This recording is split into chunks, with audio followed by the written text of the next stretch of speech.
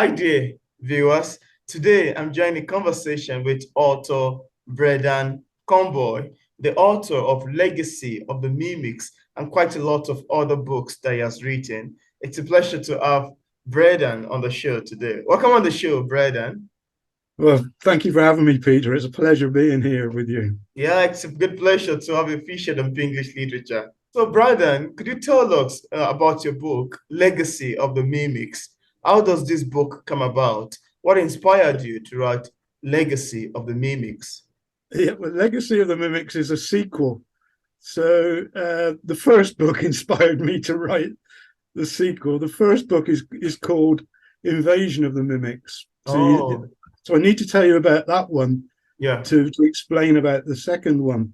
So all of my writing, I yeah, believe all of my writing, whether it's poetry or Christian information books, study books, yeah. or novels. All of my writing is inspired by the Holy Spirit. I Oh, believe God gives me the words, and I see myself as just a scribe, oh, even though wow. I call myself an author and my name is on the cover of books. So for the Mimics book, the inspiration came one day when it was snowing. I don't Oh, know if you have much snow, Peter, in Nigeria. I thought we don't. Not at all. Well, one day I live where it snows a lot, and one day Okay. it was snowing, and I imagined the like an alien invasion of all these snowflakes coming down Oh, from space. And as a snowflake hit you and landed on your skin, then it took over your consciousness, oh, and wow. an alien form mimics you. So that's the invasion of the mimics. And it's really a spiritual warfare book, and there's a hero in it. His name is Gideon, Mm. and he's based on Gideon from the Bible. Some of the things that Oh, happened to Gideon in the Bible happened to him. But at the end of Mimics, it's not a spoiler to say now that Gideon dies. Oh, Gideon dies, and he's the hero. And I thought, I can't leave him dead. So it's sci-fi, it's dystopian, and it's fantasy. And with that kind of genre, you can do anything you like. mm. So Legacy of the Mimics brings Gideon back again as a hero again, but his sister is also a hero. So Legacy features a female protagonist. I've wanted to write a book with a female protagonist, and that's what Legacy is all about, and that's why I wrote Legacy. That's great. I love the sound of that book. It sounds very interesting. Now, Brandon, I want to ask you, you also have a book titled The Golden Thread. Like, I don't know if you have Yeah, a copy of one with you there. Do you have a copy of The Golden Thread with you there? it's Oh, there. okay, okay. So I can see, I can see. Okay, now for readers like me who haven't read The Golden Thread yet, without Yeah. giving much information away, could we have a sneak of what we'd expect picking up The Golden Thread? Right. The Golden Thread was the first book that I ever wrote. I nearly didn't write it because somebody told me I couldn't ever be an author. And so never listen to people that tell you can't be something. So I wrote The Golden Thread. It's my biography. It's my story. And it's a story of overcoming fear. It's a story of forgiveness. And it's a true story. It's my story. I grew up in a violent household. I became a violent person. And for me, violence was just a normal way of life.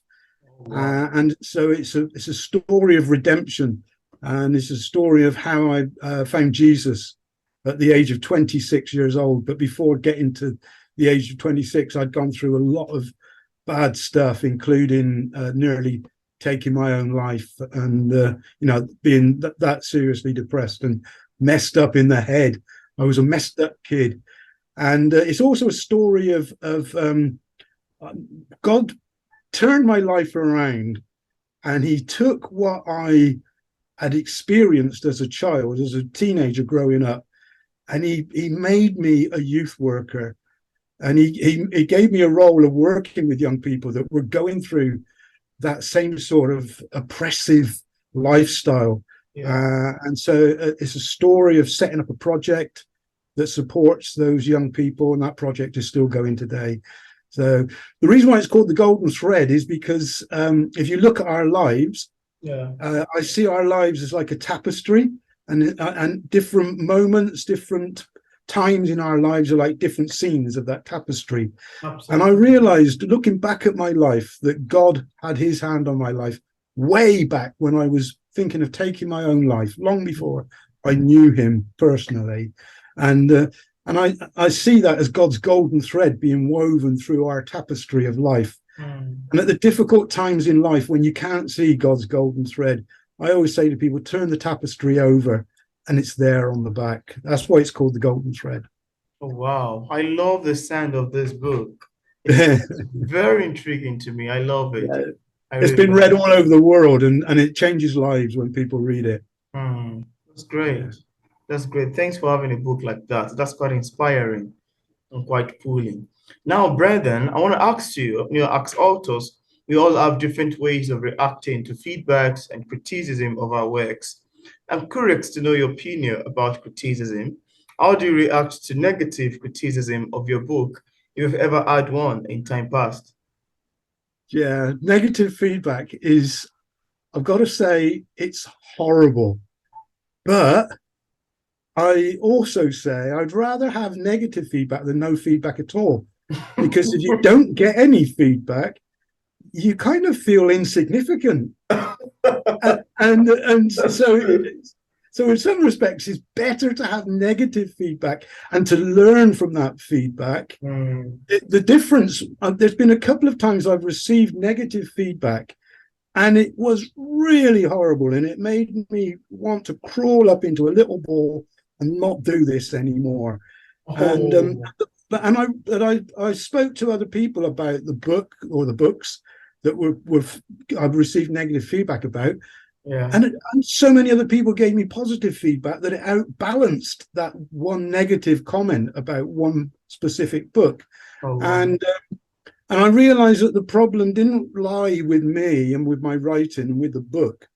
The problem lied with the person that gave the negative feedback in such a derogatory way. It was such an attacking way that I'd received some feedback. So yeah, it's not nice, but I'd rather have feedback than no feedback at all. Oh, wow. I love that. That's a new ideology I'm just getting to hear about. That's great. I love your opinion of this. I also want to ask you, you have a book titled The Book of Psalms in Rhyme. Yeah. Would you love to tell us a bit about that too? Yeah, well, the Psalms was, I'd written Golden Thread. I'd written about 4 or 5 other books before writing the Psalms. And I was writing another book at the time when I felt that God said, I want you to write the Psalms in rhyme. And I said to God, which one? And then he said, all of them. I want you to write the whole book of Psalms in rhyme. So I thought, really? Has it been done? And I found out that nobody had ever done it before. And then I realized that there was 2,461 verses in the book of Psalms. Wow. Yeah, 150 chapters. And I thought, how long is that going to take, God? How long is it going to take? So I just started doing it. And in the first week that I was doing it, it was a struggle. And I managed to translate 20 verses. And it was going to take me, I worked out it's going to take me 2.5 years. So I said to God, you're having a laugh, aren't you? And I was also writing another book called One God, Many Names. And that's got 900 names of God in it, over 900 names. And I was spending half the week writing one book and half the week writing the other. But what happened was I was saturated in the names of God and in the Psalms every day, constantly, for months and months and months. And I had what I can only describe as the most amazing spiritual experience that I've ever had, where I got closer to God through writing the Psalms than I have writing any other book. And the experience that I had, I want people to experience it when they read the Book of Psalms in rhyme. And the Book of Psalms in rhyme should be read out aloud so that everybody can hear it. It's one of those books, you know. That's how the Psalms were meant to be read out aloud. And I hope that people experience a little bit of what I experienced when I wrote it. It's my biggest seller. It's my most popular. Yeah. That's great. Above all the novels and everything, people want to read the Psalms. Yeah. That's great. I love the sound of it, especially getting to know that that's a lot of work, a lot of research for you to bring out all of those things. It's really amazing, you know. Yeah. Would you like to hear one? Sure, I would love to. I was even about to like ask you if you would love to make some recitation. Well, everybody knows the 23rd Psalm. The Lord is my shepherd. Shepherd, I shall Blah not blah want. blah. Blah, Yeah. blah, blah. So, so this is Psalm 23, and I call it the greatest shepherd. Oh, The Lord is the greatest shepherd, my number one. I always have sufficient through all that he has done. He provides a haven with lush pastures green in which to lie. He walks next to a gentle stream with me right by his side. He revives my very being, seeing the transformation of his restoration. I thrive as he guides me on his path of righteous destination. So I bring admiration now to his reputation.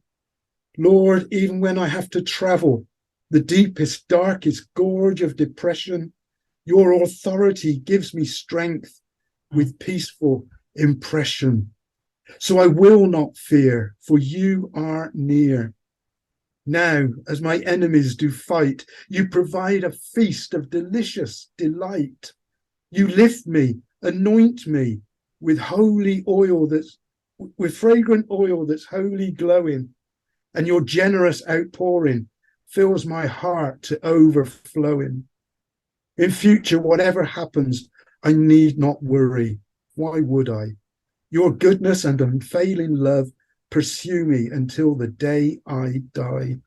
And when my life is through, I'll forever be with you. Psalm 23. that's beautiful. I love that. That's It is great. beautiful. And I didn't write it. I just wrote what God gave Yeah, me. I understand. Yeah. It's a great word. It's a great word. Really a great inspiration. I love that. Also, Brendan, I want to ask you, I'm curious to know if you experienced any challenges while writing your books. I know there are more than one. If there's any, could you share with us what challenge it is and how you ultimately overcame it? Well, I've already said with the Psalms, the initial challenge was I thought it was going to take me 2.5 years, but it didn't, because what happened was the Holy Spirit came in and it took me from start to publish on the bookshelf 6 months. So when the Holy Spirit comes in, the challenges get diminished. Oh, wow. And that's so I always, when I'm facing a challenge with writing, I always pray. I'm always praying anyway, whether I'm writing or not. I'm just chatting away to God, and so the Holy Spirit just leads me through any difficulties, and I've never struggled with writer's block. Yeah, a lot of people do, and I know it's real. Yeah. I've never struggled with that. I go through phases where I'm not writing, but when I'm not writing, I'm creating other things. Biggest challenges I've had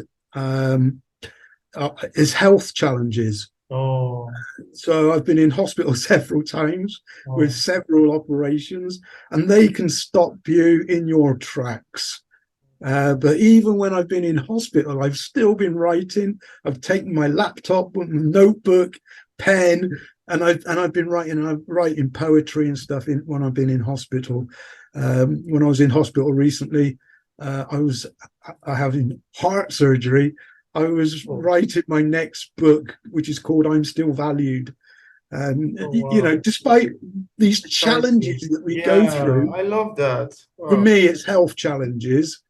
despite what we're going through, Steve we're Ballard. all still valued. Mm. That's the way I look at it. I always try to keep positive about everything.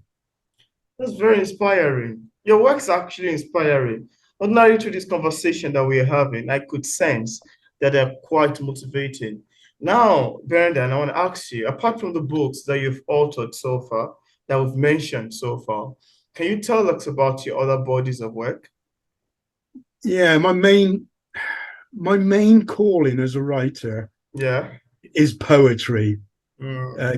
Uh, when I was 26 years old, I'm 62 now. When I was 26 Oh, years old, God gave me the gift of rhyming words, oh, and that's the way God speaks to me, in rhyme. wow. That's why I wrote the Book of Psalms in rhyme. So I've written now 3 poetry books. The Psalms in rhyme is Yeah. poetic, and I've written a children's book in rhyme as well. And Some so poetry too. it all poetic, yeah. So, and I'm constantly churning out poetry. Mm. It's my calling. It's what God gave me to do. My latest book is called Half Man, Half Poet. Uh, Oh, and my rhyming background, when I first of all in 1986, when I was 26, and God called me to oh, write in rhyme, I became a rapper, a Christian rap artist, and oh, I was going around schools rapping to thousands of young people. For 25 years, I was a rap artist. I oh, recorded 2 albums, and and God gave me a name, and he called me the Masters MC. Uh, oh, Jesus being the master, and I was his master of ceremonies or mic controller. And recently, my new poetry book, which is out on the April the 18th, mm, 17th, sorry, that's called Half Man, Half Poet. God gave me a new name, recently gave me a new name and said, I want you to be called Half Man, Half Poet. And I was like, why half man, half poet? Because you're half the man you used to be, but you're half the poet you want to be. And I am the poet that God set free. And there's a title poem in the book Half Man, Half Poet called Half wow. Man, Half Poet. I Yeah. love the So sense. poetry is my massive calling. Wow. So I always fall back onto that. Oh, wow. That's great. You know, as a poet, like we poet, they call Yeah. it. I love that. I love Yeah. that. Now, I also want to ask you, Brendan, could you tell us what publishing is like for a published author like yourself? What are the challenges that you've encountered in terms of marketing your books? And what are the mediums you've utilized so far in promoting your books? Yeah.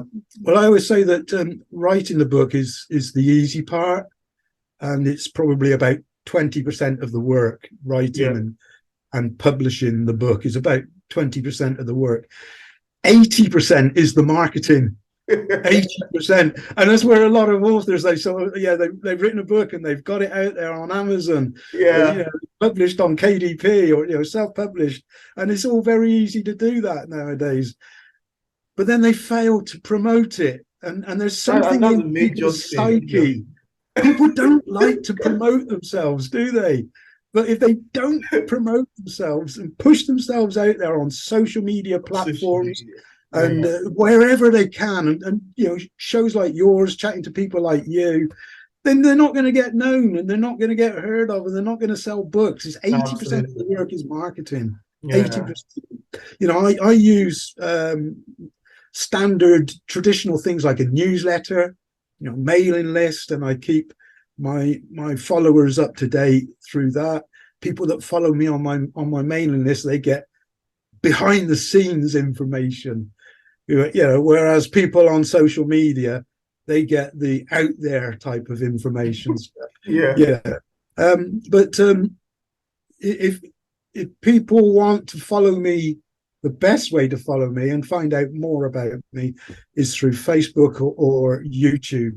YouTube, I release a poem every week, and at the moment I'm also releasing some testimony videos. Oh, wow. And there will be some psalms coming up as well soon on my channel. So it's Yeah. a good Christian channel, but Yeah. I promote myself through all sorts of avenues: Instagram, TikTok, Twitter. I'm out there. Website. I've come across authors that don't even have a website. Honestly. That's like having a bookshop without having a window to put your books in. You know, you've got to have a bookshop with a window. You've got to have a website. That's Yeah. true. Why do people not have websites? Don't be afraid. If you don't know how to do it, then get somebody to do it. Yeah. Yeah. That's But great. I you really could have a love the website. sound. I love the Yeah. sound of your books, and I've left a link in the description part of this conversation to Brendan's channel for viewers who would be interested in checking it out. Please also do subscribe to his channel. He has a lot of amazing videos Yeah. there. Subscribe to my YouTube channel, Brendan Yeah, Conboy, Man Half Poet. it's a great one. I saw one of You'll his love videos it. and I love it. Yeah, that's great. Now, Brendan, is there anything you'd love to share with the viewers about your books that we couldn't mention in this interview? And I'd love the viewers to know. Um, I would say that if you're struggling to write and you want to get on, then find somebody to support you. Mm. I belong to an association called the Association of Christian Writers.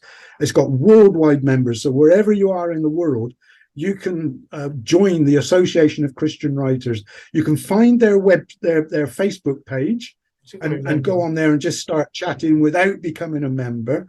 But membership is really worth signing up for. I've learned loads from other Christian writers, massive amounts of information, and it's all free from all these other authors that want to help you. Yeah, And it makes me want to help others, and that's why I'm telling absolutely. you this information now. Yeah, Find people that you can get alongside. If you can't join a group, well, anybody can join a group online, but if sure. you can't find a group, then find somebody else like yourself, Peter. You know, come alongside somebody that's a writer and learn from them. It's the best way to learn and move forward. It's the best advice I can give. Mm. And if you want to publish, then there's the traditional routes if you're lucky enough to get picked up. But you can publish easy through KDP at Amazon, which is where all my books are. You can find them worldwide on Amazon. So That's great. And for viewers who would love to get a copy of your book, where can we get a copy? On what platform are they available on? yeah, worldwide on Amazon. So whatever country you're in, you can get them. In the UK, because I'm based in the UK, Yeah. you can buy them from my website with free shipping. But Oh, if you're free shipping in the UK. If you're from another country, then you can buy them from my website. But I'm going to have to add on the hefty amount of shipping to whatever country you're in. that's So great. if that's the case, then either buy them on Amazon, and if you don't like Amazon, go into your local bookshop and just quote my name, Brendan Conboy, and you can Mhm. order my books from any bookshop around the world. That's great.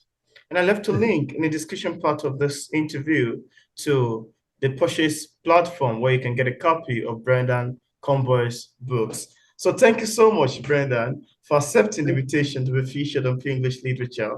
It's a pleasure having you on the show. It's been a pleasure being here, Peter. Thank you for having me. Yeah, it's a pleasure speaking with you.